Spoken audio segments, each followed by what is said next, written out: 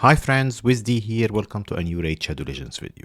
Today we'll talk a little bit more about GodForge, the game that Raid's biggest content creators are developing right now, and it's going to be a Raid-like game, a competitive to Raid. Well, not specifically about the competition, but it will be a new, hopefully good game that we can enjoy in the same genre.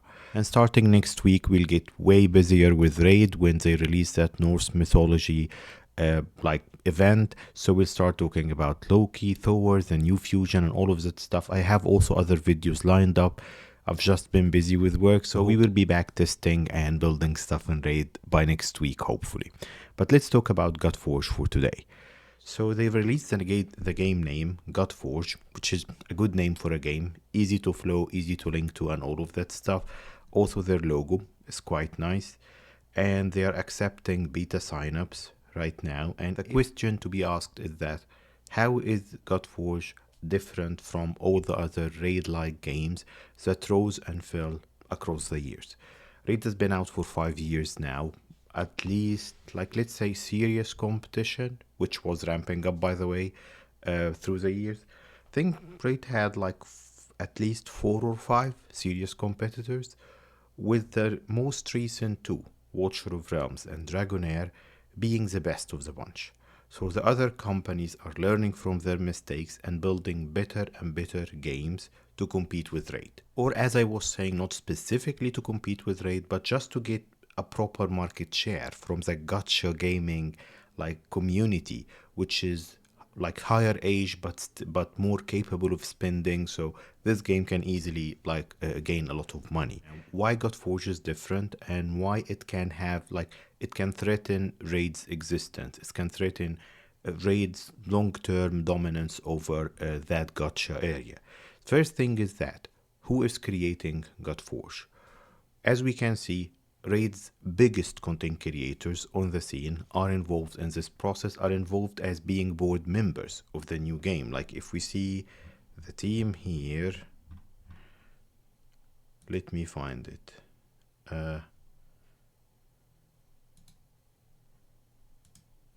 Yeah, meet the team. So you see here, Hell Hades hands down is the biggest content creator for Raid. Hellhades.com is the biggest website, not only for Raid but in gaming, as almost, I think it's top website in general in so many aspects there. The second, between these two guys, they have 400,000 subscribers amongst their channels, and they are the biggest by far. In the Raid community, we have Chosen. Where is Chosen? Yeah, Brad Chosen here. He was the biggest Raid content creator when I started playing. Ivy League Gaming, she already left the Raid scene, but she's an old content creator as well. The gaming community, by the way, is way bigger than YouTube, meaning that if we took a percentage of players playing any gacha game or any game in general, the percentage watching YouTube is just a fraction of this. So there are lots of players who are not searching the game on YouTube, who don't know who Hell Hades is, but still they are playing Raid Shadow Legends all over the world. Then how come that this small percentage of community that's active on Discord, that's active on YouTube, will change the whole game scene, will change who is leading the market? Simply because this will impact the longevity. A lot of players will install the game, which this is the non-YouTube marketing strategy.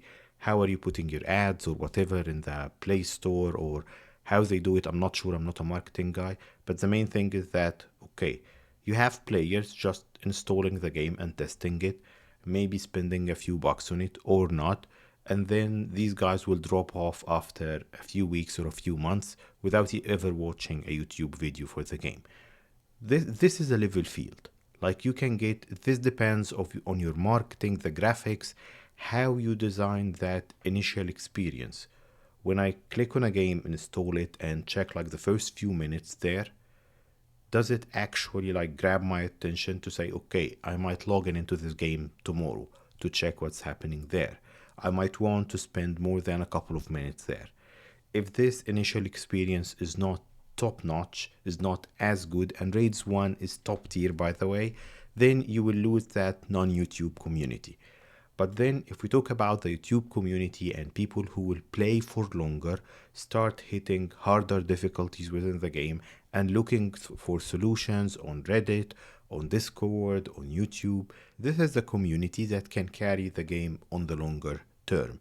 While all the other short-term ones are coming and going, but the game getting bigger and getting better and surviving over a longer period of time, like what Raid did for over 5 years now, depends on that like core of active players and content creators and community members that are participating and giving feedback and hyping the events, and probably even some of them are cracking, spending lots of money into the game if it's that interesting for them. The second factor that's not directly related to GodForge being released, it's that Raid has been out for 5 years. Some of Raid's content creators, even not participating in all the GodForge hype, are already leaving the scene.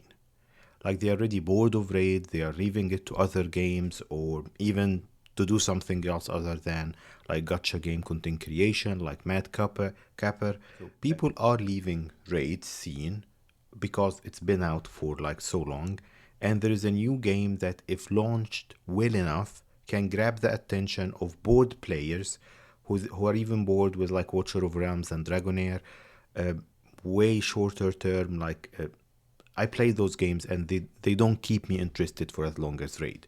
So, and they have been out for more than a year. Now would be a great time for GodForge to come on the scene, but I guess they still have at least 6 months of development to do, in my opinion. But let's see. The old gacha toy is getting older and older, and you're getting more familiar with it, and you have a new shiny toy coming on the scene. So that can grab the attention of some people, especially that from the get-go, even before it's launched, you have a lot of hype among content creators in YouTube videos and such.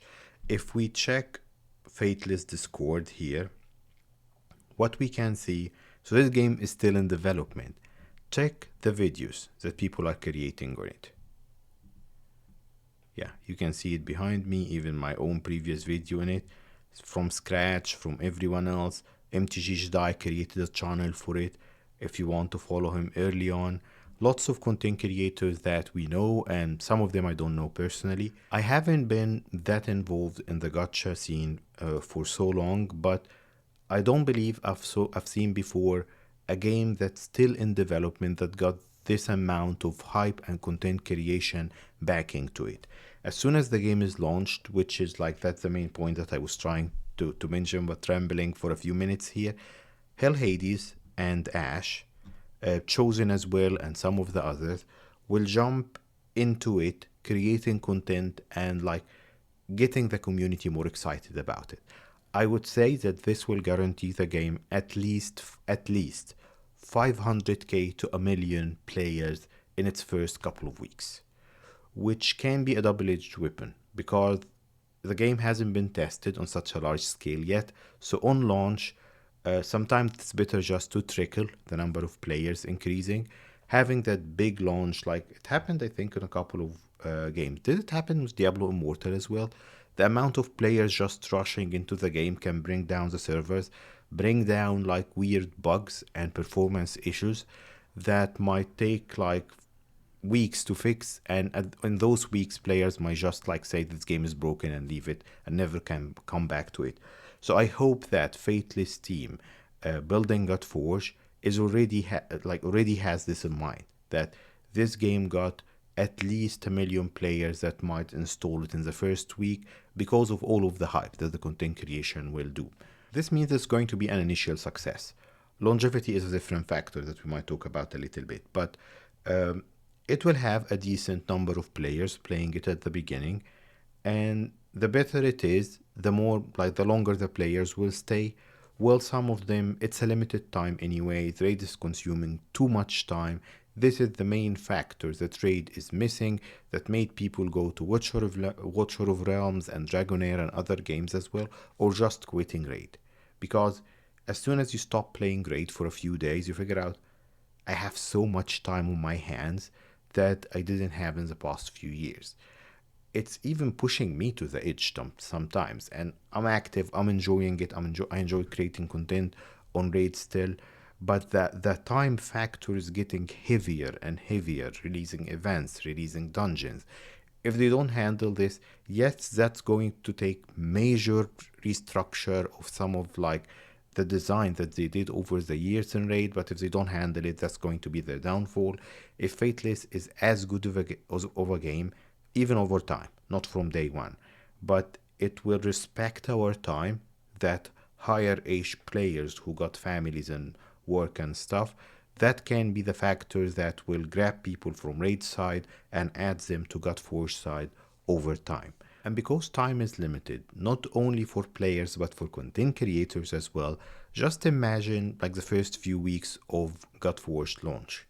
Will Hell Hades and Ash Chosen stopped creating content on Raid anyways, but let's talk about Hell Hades and Ash. Between them, they have like over 400k of subscribers. The biggest Raid community is around those two guys. They will be fully involved into marketing for GodForge and pushing it on the scene, content creator wise. And as people involved in the game, like board and the game development, they will be all hands on deck, figuring out if there is any issues, tweaking things, tuning things, checking analytics, what players like, what players won't like. So suddenly they will create a void, a gap for Raid content creation. Nobody would be creating or some people, lots of people will be still creating videos on Raid, don't get me wrong, but those professional guys who create quality content will be suddenly gone from Raid and focusing on that other game. They might be creating like videos on Raid still because those channels are getting the money and they will keep them going, but the focus, the excitement, the actual hype will all be on GodForge side. While depending on what Raid has on the time, like for example right now at the time of recording and releasing this video, Raid is a little bit stale. Yes, we have the Loki stuff coming next week, but if they also choose the launch time, I'll talk more about this, in an area where Raid is a little bit stale, there's not much going with the game, that might be also a good thing because lots of those board players, they don't have to take a decision to leave Raid, they will just test a new game. And by the time Raid got something active going, they've been playing this game for a few weeks and they like it, and then it's a time competition and they don't want to go back to Raid. Yeah, so that might be smart as well, the launch time there. Because what I've noticed, for example, one of the things that Dragonair and Watcher of Realms did wrong, I'm not sure if they could have avoided it, but they both launched at the same time. So yes, I remember quite vividly that both of these games looked good and I wanted to try them.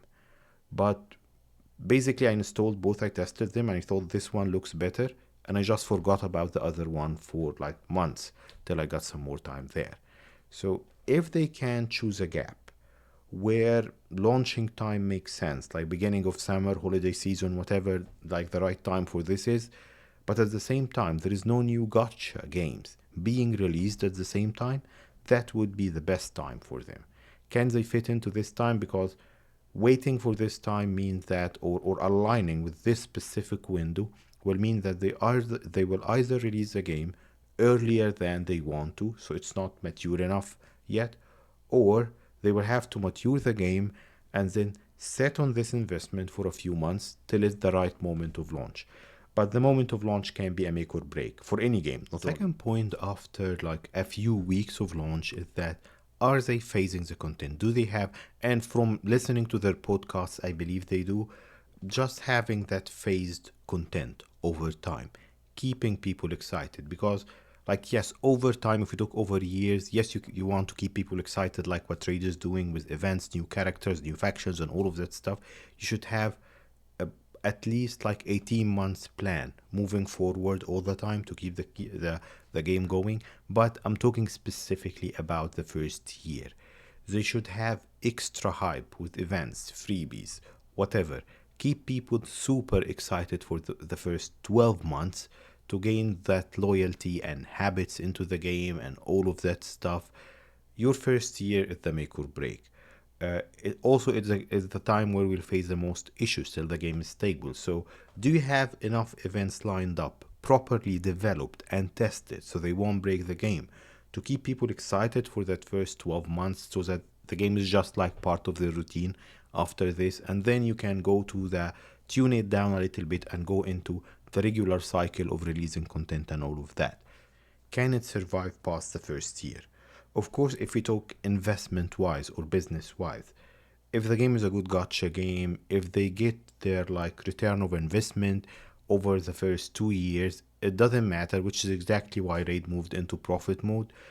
It doesn't matter whether they gain more money from it or not. Yes, they will get as much money as they can. It's a business after all, even if they have like more moderate monetization strategies than Raid. But knowing that this game is driven by players and people who want to keep interacting with the community for a long time, longevity and having the game surviving over years would be a main thing. Whether they can do it or not, I think we'll see. We cannot talk about this till at least, like I said, 12 months into the game. There is only one major point that I've been dancing around in this video.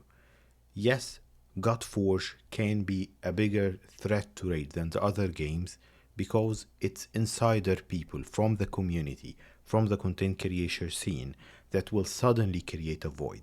So it will be a double impact there. It looks like a good game, a good gacha game, new gacha game coming into the scene while Raid scene is being like voided or being emptied of its biggest community members, moving to the other side immediately. That's why I think I talked about this on a dedicated video before. That's why I think Hell Hades, being like a guy with a good business mind, hired Nub Raids. Nub Raids is talking about like is not part officially of the Fateless team. He's part of Hell Hades team, taking care of Raid. Nubraids is one of the like fastest growing content creators in the scene, and I think that Hell Hades want to make sure that even like in that big void time, Nubraids will take over the raid scene and keep this going for Hell Hades as a business, as a company and website and everything. I think this is the plan, though nobody said it. Maybe it's even being arranged with Plarium, inviting Nubraids to present the awards a few months back and all of that. So I think this is the plan for now. So Raid, of course, is trying also to counter that, maybe even by the Loki and the Norse mythology like event that they are doing right now. Still, that impact I don't think can be completely like avoided.